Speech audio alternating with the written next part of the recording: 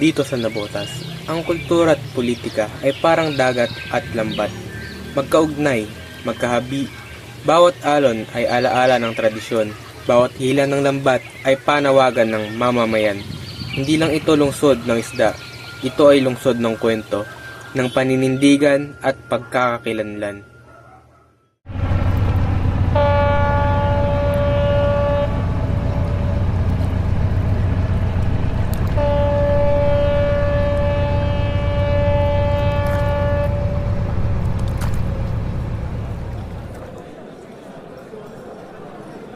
Kultura ang puso ng Nabotas, sa amoy ng tinapang bangus, sa ingay ng palengke, sa tawanan ng magkakapitbahay, buhay ang tradisyon.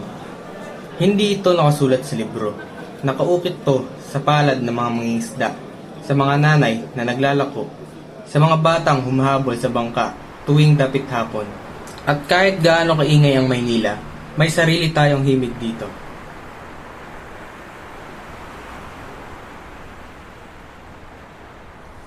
Magkaugnay ang kultura at politika. Ang isa ay nagpapakilala sa atin, ang isa naman ay nagbibigay ng proteksyon. Dito sa Nabotas, politika ay hindi lang nasa TV, nasa kalsadang baha, nasa bangkang hindi makadaong. Dito, ang boto ay hindi lang papel, pinaninindigan yan.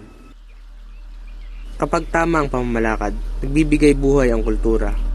Pero kapag napapabayaan, pati ang ugat ng pagkatao natin ay unting-unti nabubura.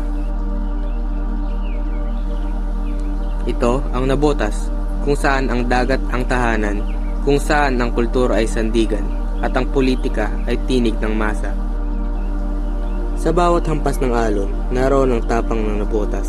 Sa pagitan ng kultura at politika, nabubuo ang boses ng bayan. At kahit anong unos ang dumating, padayon sa alon,